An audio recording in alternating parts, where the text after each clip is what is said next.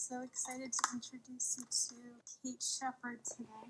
Hey, Kate. Hello. And I was listening to several of your podcasts in the last couple of days preparing. They are very fun. Oh, thank you. It's been such a joy to create that. It definitely has been an inspired project, and I just think I'm sort of pinching myself, the people that I get to talk to. And I listen to the podcasts probably a dozen times or more each in editing and pulling out the clips and all that. And every time I seriously, they make me cry. Like the wisdom that these people are sharing and how generous these women have been with their knowledge and their, it's been a joy to do. Yeah, I'm so excited to be doing it. That's great. And I love the question that you asked them all towards the end. Like, if you had a billboard, what would you put on it? Maybe we can get your billboard a little later. Oh, yes, okay. And can you just take a couple minutes here and introduce yourself?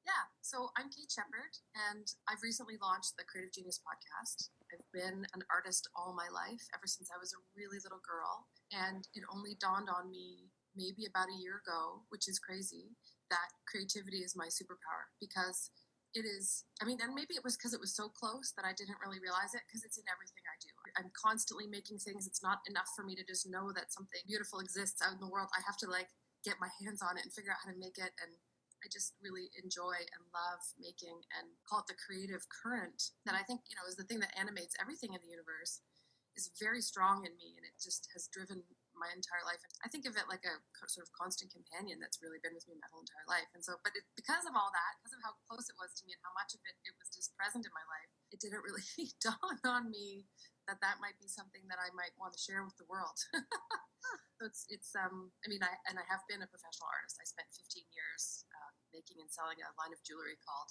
Morning Moon, which is still going, nice and strong. Sell that over at lovemorningmoon.com. And it's all nature. Like I collaborate with cedar trees and acorns and sea urchins, and I make really beautiful replicas of things from nature that we can wear and adorn ourselves with. I was just looking at that, actually. And do you carve those or create those out of clay or something and then cast them into silver or gold? Yeah, it's kind of there's the sort of the original way of making jewelry, or since we've been doing casting, is called lost wax casting. So traditionally, it just would take a piece of wax and carve their design in it, and then melt out the wax and pour the silver or the gold or whatever in. And what I'm doing is I call it lost cedar or lost shell or lost whatever. So I'm actually taking the original object and using it in place of a wax inside the casting process. And so I get an exact replica. And then when that's done, it often needs a little bit of refinement to be suitable to wear, because sometimes there's little sharp edges, or you want to. So I always feel like I'm sort of collaborating with nature in making those pieces. Yeah, it's quite fun. And today you are going to do a jelly print? Yeah. So, other than the fact that the Creative Genius podcast has my entire heart's attention right now, creatively, in terms of paint on the paper, jelly plates have had my attention for the better part of a year. I can't stop thinking about them. I love working with them. I think they're just so amazing. So yeah, I'm going to do a little water lily demo for people today. And I realized I just got off track a little bit of where we were going, but the collaboration that you said, with the bringing back these old processes, it reminded me of, I watched your video you have on YouTube about the jelly plate, and you said it actually goes back to a really old way of making prints, and they use gelatin, essentially. A lot of the people who are, the jelly plates is sort of having a real heyday right now. Everybody's really interested in it, and there's lots of people doing tutorials, and they're really fun and amazing. And a lot of those people I'm watching do sort of experiments with creating their own, because you can make your own jelly plate with gelatin at your home in a cookie sheet. At the art school, probably it's something you did in art school grudgingly, because it's kind of a pain to work with all that gelatin. But it is really satisfying, because you can create in a way that you can't in any other way with paint. You're layering and you're working backwards. So the first thing that you put down on your jelly plate is going to be the top layer of what the viewer sees when it's actually pulled off the plate. You're kind of layering backwards, and then you pull it off, and then you reveal. And it's a surprise to you. You don't know what it's going to look like until it's over. Yeah. Which art should be. But I think when we're painting with a paintbrush on a canvas, often we're really, there's that part of us that wants to control how it. So I feel like with the jelly plates, you can just kind of let that go, because you have no control over it, and you have to see it till it's done. It's interesting, because you really have to think a different way when you're working backwards, and then you still have a surprise. So being okay with that surprise. Yeah, and if you're not, My art, I would say 10% of the things that I make end up actually being art that I want to sell or give away. There's a huge failure rate with art. And I don't even think of it as a failure rate, but those pieces that don't work out just end up going back in the pile, and I'll cut little bits of them out later, or I'll collage them onto something else, or make them into gift cards. Like there's use for those things that didn't like turn out, That's something that I keep coming back to as well. Like it's the process, even more than the product. We all want there to be a nice product, but the process is so important, and just being able to engage in and enjoy and relax in that process. There's so many benefits to that. And then if you get an amazing product at the end, you're like, bonus. That's the bonus. Yeah, exactly. Yeah, I interviewed, I don't know if you heard the Anong Beam interview. She talks about, she has a really beautiful handmade watercolor company in Ontario, and they're gorgeous. And she talks about how sometimes she'll actually just take the color and just, get the pigment going and just move the paper. And she talks about like how there's scientific things happening that we don't, necessarily understand when we're relating with color, and your intention of moving the brush across the page and seeing that in real time. And that's creativity. Creativity is not concerned with your end result. That's mind, you drop that, you can enjoy it, and you meet this energy that's magical and that will take you places, but you have to be willing to be led. That's good stuff. Be willing to be led. And I wanted to circle back to what you said about you realized your superpower. And like maybe you didn't realize it before because it was just so close. I was watching something else. I don't even remember when or who it was, but they said the thing that we think is so natural and easy and simple is our superpower, because to other people that's complicated, doesn't come natural. Could you talk a smidgen more about your superpower, how you see it playing out, or why you would describe that as a superpower? Well, so a couple of things. The other thing that I have that's a superpower that at first I thought was a real was a handicap, actually, is that I have something called aphantasia, which is where my mind's eye is blind, so I can't actually see. Like when you close your eyes and I say, picture a rolling green field of grass, you can see it in your mind, right? Yeah. I don't. It's black. I don't see anything when I close my eyes, and I didn't know that until about 4 years ago, and I found out. I stumbled upon some posts somewhere and found out, and I thought at first, like, oh my gosh, this is like, I am missing this thing that everybody has this ability to like imagine with their eyes closed. Like, what, that would be so amazing, and how come I don't have that? And I thought everybody, like, I really didn't believe it. I was in denial at first, and then I realized actually that's probably a gift, and how is that a gift? And so I started looking at how it's a gift, and I think it's made me sort of I'm much more intuitive. I'm able to sort of measure things without really measuring them, and I kind of have a sense of how things, because I'm really just present with the imagery that's in front of me. Huge benefit for focus, huh? Yeah. You're not distracted by all these things coming in and going out of your mind. Like, how do you fall asleep at night? Like all those people who can visualize with their mind's eye, I have no idea how you fall asleep at night, because I would just be like watching everything, in my mind. So yeah, it has helped me focus and see what's really there. It is something worth talking about, because the fact that it's so close to you that you miss it. Because I think a lot of people are sort of yearning for like, what is my gift and what is my purpose? And I laughed out loud when it dawned on me. I was sitting at my kitchen table, and I seriously went like, oh my God, it was right in front of me all along. It was right here. And so I guess I would say to somebody who's feeling like, oh, I have that, I don't know what start asking your friends and the people that love you to describe you. Like, what are the things that they see about you?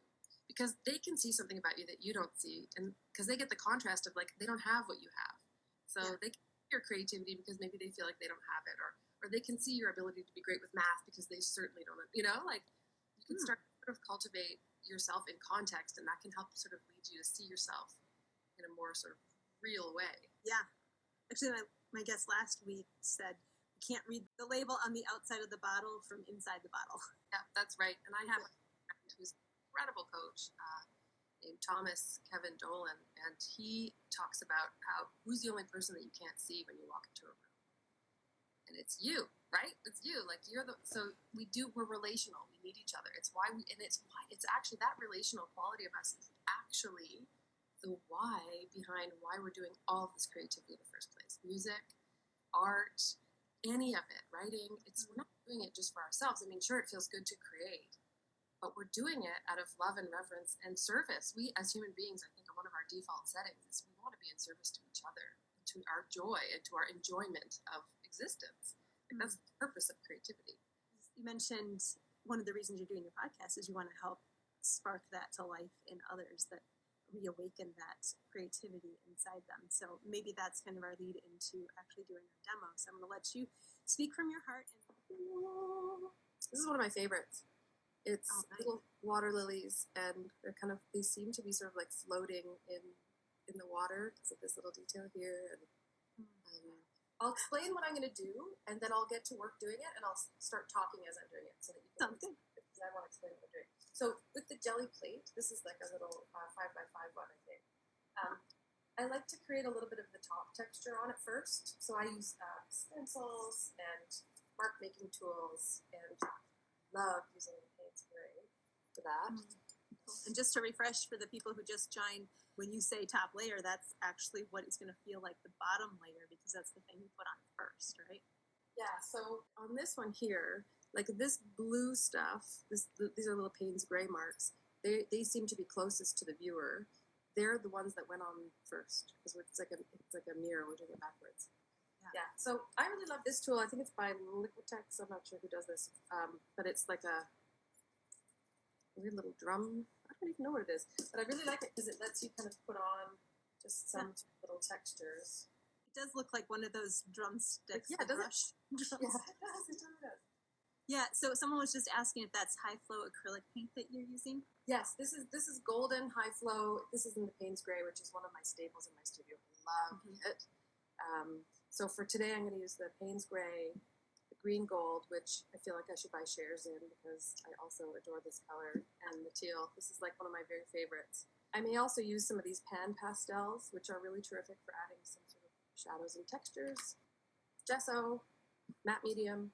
And I really like to use these alcohol inks. You can either use them right from the bottle, like that, or in marker form. The marker form are really good too. So you'll see me using all of those things. And then some stencils. If someone does not have high flow acrylic paints at home, is there a way they could kind of use what they have on hand and doctor it a little bit? Yeah, you could doctor them. You could, I mean, if you have, these are really forgiving. What I find is that they don't do really well with watercolors or anything that's too liquidy because it tends to bead up on the surface. But they do really well with acrylics. You could use like a heavy body, but it's just going to be a bit thicker, and you kind of want to have it spreading around. Could you add a little bit of water to water it down a little bit so it's not so thick? I think so. You don't want to do it too much because then it starts to affect the integrity of the paint later. Like I think it can cause it to not sort of cure properly. Yeah, so I don't think you'd want to use too much water, but yes, you could totally water it down. Or if you had like a flow medium. Open acrylic medium is something you can just clear. You guys can add it to paints to thin them out without ruining it. Yeah. Like the high flow. There's a bunch of them. Any kind of extender, like even a time extender or anything like that would work. And that's going to help make sure that the paint doesn't actually fall apart on your finished product. Somebody else is asking, what are the names of those markers again? So these are copic markers. And what I'm doing is, in terms of composition, I'm trying to think about thirds. So I'm cutting this into thirds, and I'm trying to have my point of interest on kind of one of the thirds. And that's just, you probably learned that, in grade school art class, but I'm reminding you now because it is important for thinking about the thing that, if you put this flower like dead in the center, it's okay, but it has a different sort of vibe. So I'm sort of thinking about that as I'm putting these on there. And all I was doing just now is taking a little pink alcohol ink marker and doing like a little water lily sort of shape. And not really thinking about it too much, really.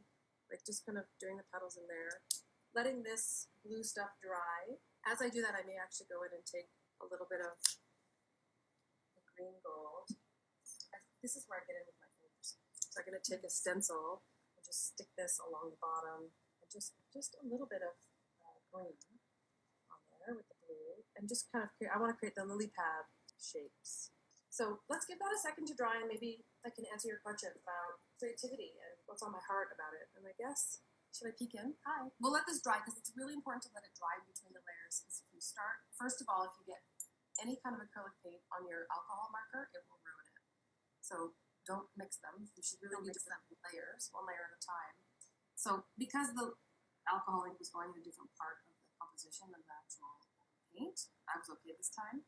But yeah, you might want to just do them in layers and let them dry. My big aha moment was when I realized, I've talked to thousands of people over the years. And one of the common things that often happens, not even just when people are interacting with my art, but just when people find out that I'm an artist, one of the very first things that happens often, like more often than not, is there's this sort of quiet, oh, I wish I could do that. I wish I had that ability. And it made me really, really sad for a long time. And I sort of didn't know what to do with it. I felt guilty that I had creativity and, and then I realized I had this aha moment that wish is actually the creativity that is inside that person trying to get their attention. Because desire is like, I feel like desire, our souls speak to us through desire. That it doesn't have language. It can only talk to us through like good yeses. And I talk to my little kids about what's a yes feeling for you and what's a no feeling. In terms of like decisions they're making on the playground or friends they want to play with. How does it feel to be around a certain person or thing or sport or whatever? Is it a yes or a no? And those desires are such huge clues for us in terms of how to navigate our life in a way that aligns with really what's supposed to be happening for us, or what our soul wants. And so, that wish, if you have that wish, it means that you have a current of creativity running through you that's just waiting for you to tap into it. And when I realized that, I knew I had to dedicate my life to helping people dispel whatever story they had that was preventing them from really stepping into that. So that's kind of where I'm at right now. Paying attention to those little things that are bubbling up, those wishes, is important. Yeah, it's like the most important thing you could do is paying attention to what are your desires telling you. And I think that we think of desires as like a bad word. It's bad to have desires. It's bad to want things. And I don't want to make this about gender, but I do find that specifically around women, that we have a really hard time allowing ourselves to want things. And because we feel, we're nurturers naturally, and we want to serve the people around us, and for a million different reasons and all the ways we've been conditioned. But it's so important for us to get in touch with what we want, because when you start to answer what you want, that's when the magic starts to happen in your life. That's when you're on the real exciting adventure of life. And do you think when we pay attention and we nurture those little desires, doesn't mean we have to quit everything and embark on a completely new life path and career or anything like that, but when we start nurturing those little desires that bubble up, do you think that impacts how we do everything else in life? Absolutely. Look, it's the most transformative thing you can do. And in fact, you can't just quit everything and start doing it a new way. This wisdom is so gentle and intelligent, and it isn't about ripping you out of your old life and throwing you into a new one. A lot of people, I think, are frightened that to listen to your gut or to a deeper wisdom is going to make you do crazy things and make you turn your life upside down, and it all has to happen overnight. And that's not how this intelligence works. This intelligence is gentle and slow, and it will go at your pace. It will go fast if you're ready to go fast, but it will wait for you. It's not going anywhere. It's not a race to the finish line, a race to be this new thing. It's a practice of how can you begin to be a better listener to that quiet voice that's inside. And how can you learn to trust that? And it's a process. And I think that's like the most important thing any of us can be doing right now is trusting in that process. Yeah, that's awesome. I love these pan pastels on the jelly plate. I will warn you that if you use pan pastels on your jelly plate, they will stain them for life. You're never going to get a clean, and in fact, you're probably never going to get a clean jelly plate anyway, ever, once you've dirtied it. But I just like to go with my finger, and right now I'm just going to kind of do some shadows underneath the flowers where the lilies are. You can do a little blotch of something in the sky. The makeup store, a lot of you artists out there probably have these little spongy things for makeup. These are great for applying little bits of color.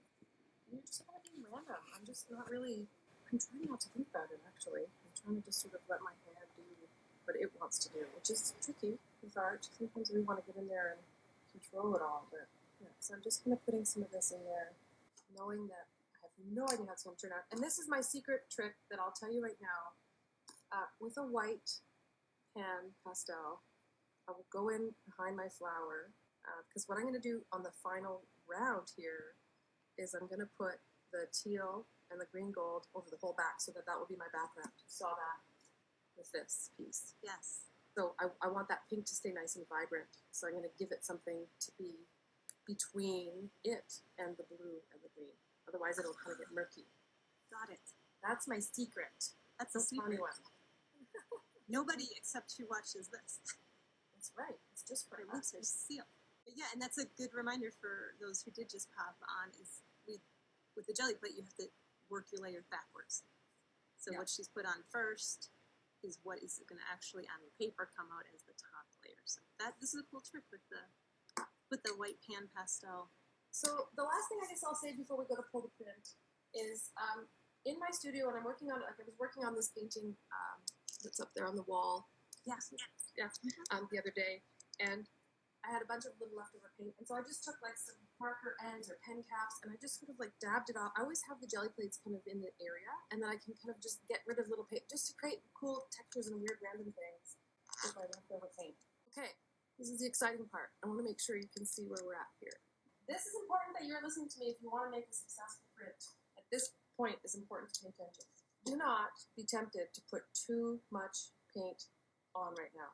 Because if it's gooey, you're not going to get a good pull. So I always use a little bit of gesso, and on one this big, I would use like 4 drops, but like try to make them small drops. Maybe even I'll just that's 4. I might even take this off. Really limit yourself. You need way less than you think. Then I'm going to put like 1 drop of this teal. This is the golden teal on the top. Maybe I'll do 2. This is kind of a big-ish plate. And then maybe I'll do 2 down here. That's it. Like that is enough paint. It's probably even borderline too much. You get your roller.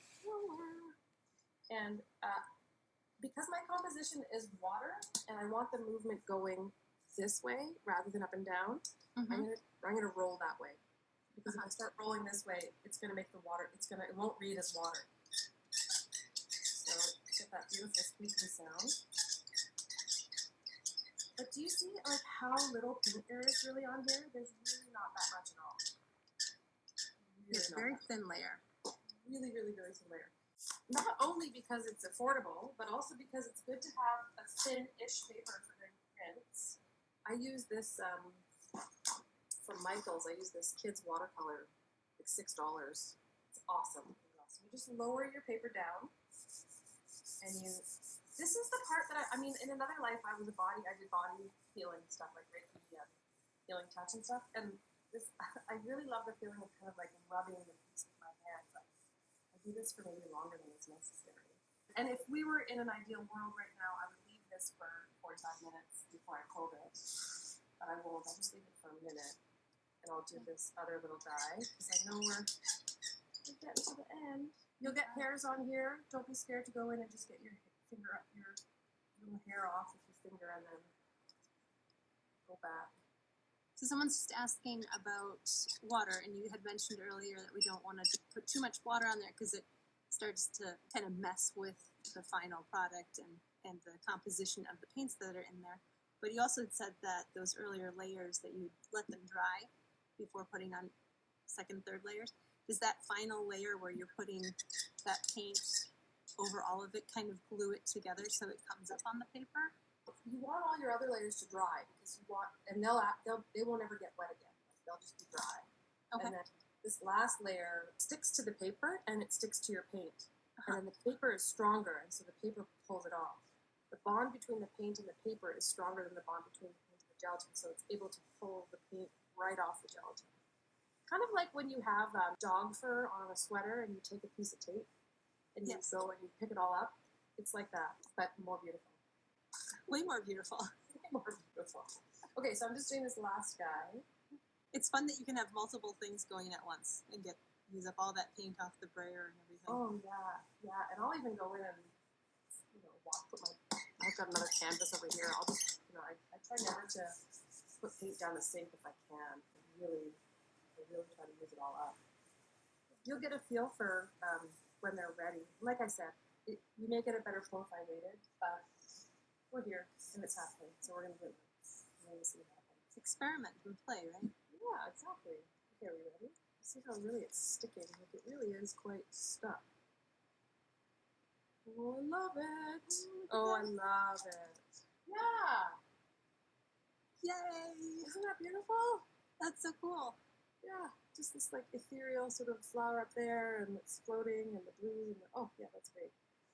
Okay, let's do the other little guys. Good. I hope the people are watching. I hope you'll give it a try. Yeah, jelly printing is wonderful, and there's so many instances that I don't love as much. It's interesting, but it doesn't read as a water lily. It's more of like a lobster underwater scene. You could add to it and create that then. Yeah. Yeah, and this is going to happen quite a bit too. So I didn't, because we didn't leave it long enough, I got quite a bit of residue on the plate. And this, maybe I added too much paint. But that's going to be amazing on whatever I do next on it. Like it's going to add some magical, and that's what I love about this, the unpredictability of it. Yeah. You can't. Yeah. We've got another one who's not as interesting either, but yeah, I really love that first one. Yeah. Woohoo! Yeah. Oh, that's great. Yeah. Oh, thank you so much for showing that. Lots of really fun tricks in there. Yeah. And so I do want to circle all the way back to what I had asked in the beginning, which is inspired by your podcast of if you had a billboard on the highway and you could put anything you wanted to for all those dreaming of being more creative, what would you put on it? It's already inside you. Awesome. It's all already inside you.